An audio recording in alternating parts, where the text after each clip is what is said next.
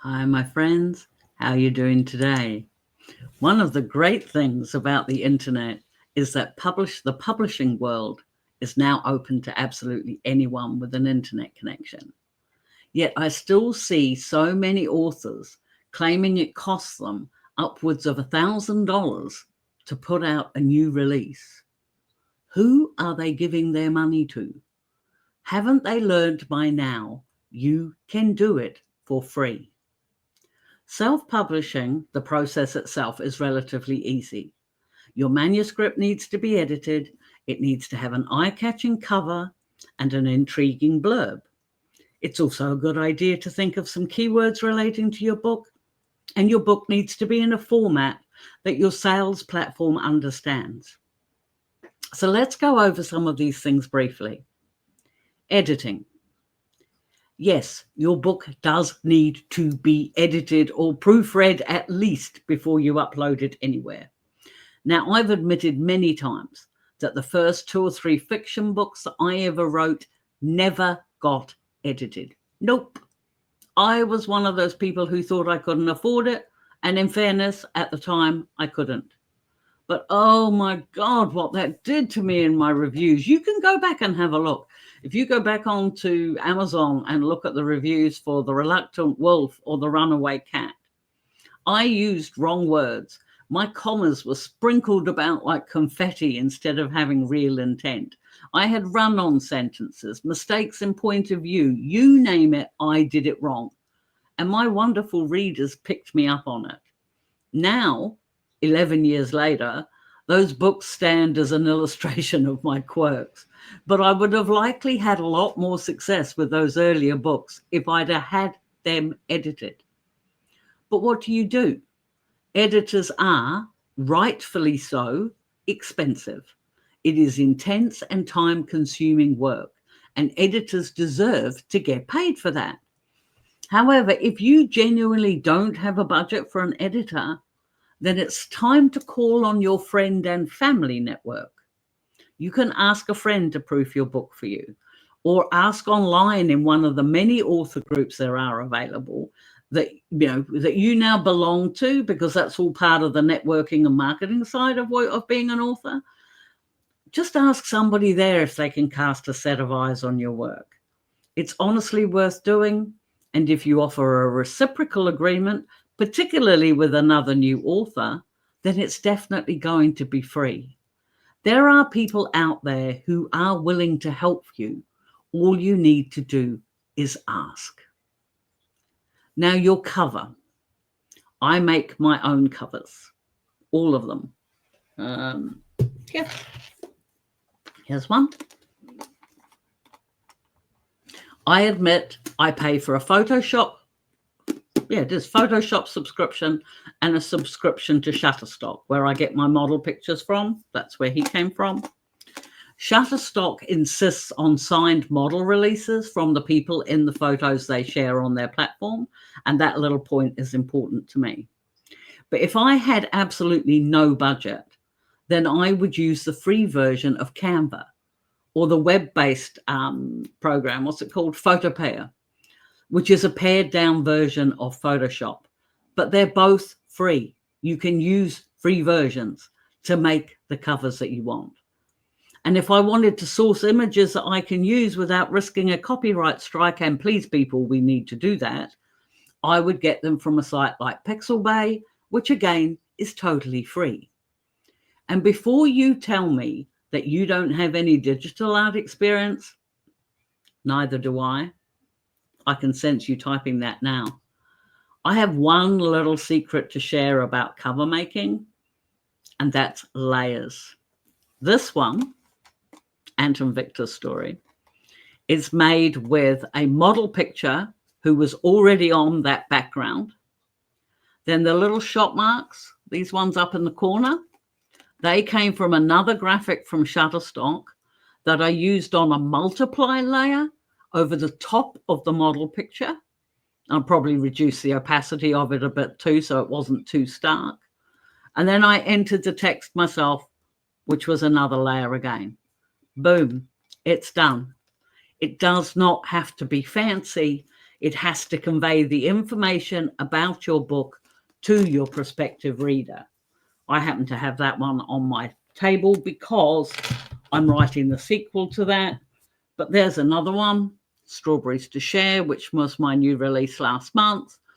Again, I had the background picture is the house. Then I laid the model photo over the top of that. And I think, yeah, looking at it, I can't see anything different in there that I did to it. I basically just put the two things on top of each other. And then the text is another layer again. And there's a little graphic there of a strawberry, which again was just another layer. I just piled these things on top of each other and boom, I have the cover. They are basic, but they are also what my readers expect from me in all my different series. A lot of my covers, like if you see a cover, in a whole stack of other ones, the little thumbnails, they'll know, that's Lisa Oliver. Because I'm very prone to white text on my covers. Excuse me a moment. And I do usually simply use a model photo and then some form of background that relates to the book. It's as simple as that. It does not have to be rocket science. Oh, there was one exception. I'll show you that here. This one here is part of my arranged marriage series. This is The Gentleman's Agreement.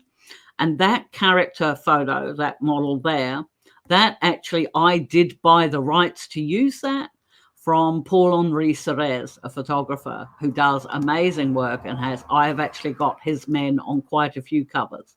Now, those rights are not cheap, and I admit that. But I have been doing this a long time. And then all I did was like that background was a picture I got from Shutterstock. I put his photo over the top of that and fitted it to where I wanted it, cropped it to where I wanted it. And then I used, I think it was the multiply function again, so that it blurred more into that background slightly, and then just put my text on top. It really isn't difficult. So please, spend an afternoon just learning the different things about layering, and you will be amazed at what you can achieve. Now, the blurb, you're going to write it yourself anyway, so that's not going to cost you anything. But I did add it in here because I wanted to mention about not going into huge long screeds about your book in the blurb. You are writing a fiction story. You want to write just enough in your blurb to have your readers start asking questions. Questions the book must answer. Do not put stuff in your blurb that does not relate to your book. At a rough estimate, you want to keep your blurb to definitely no more than 300 words at most. And don't just upload a block of text. Make sure you break it up into short paragraphs. Otherwise, your prospective reader's just not going to bother to read it. Their eyes are just going to glaze over it and they're not going to bother. But that's free too. And finally, the formatting of your document. Well, full disclosure, I don't format my files at all before I upload them to Amazon. I use the Word document that I wrote the story in. I make sure that it's got all the page breaks in between the characters, between the chapters rather. God's truth. I bold my chapter headings. I use the Word function to create, the headings function to create my table of contents. And that's about it.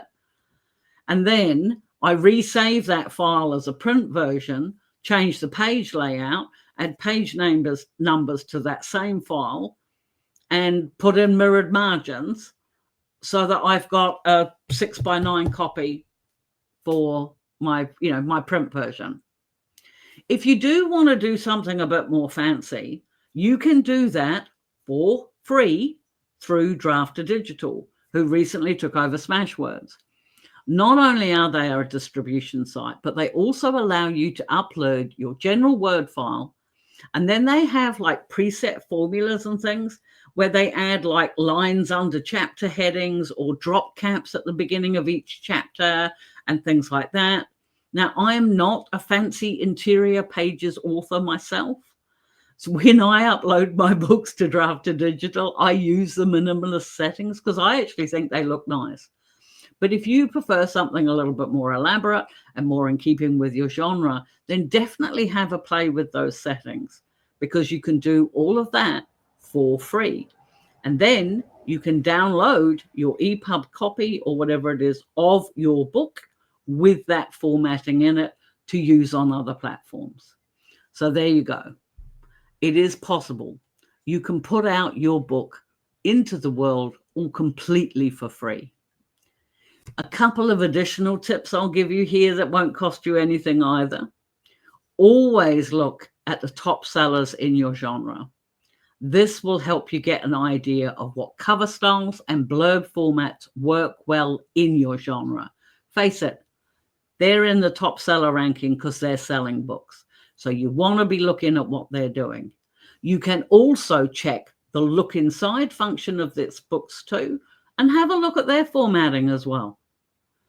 Absolutely make sure you use photos or graphics on your covers that you have the rights to, whether it's a Creative Commons license, a public domain license, or if, like me, you've paid for them through somewhere like Shutterstock. But if you're getting them for free, make sure that they have either a Creative Commons license or a public domain work.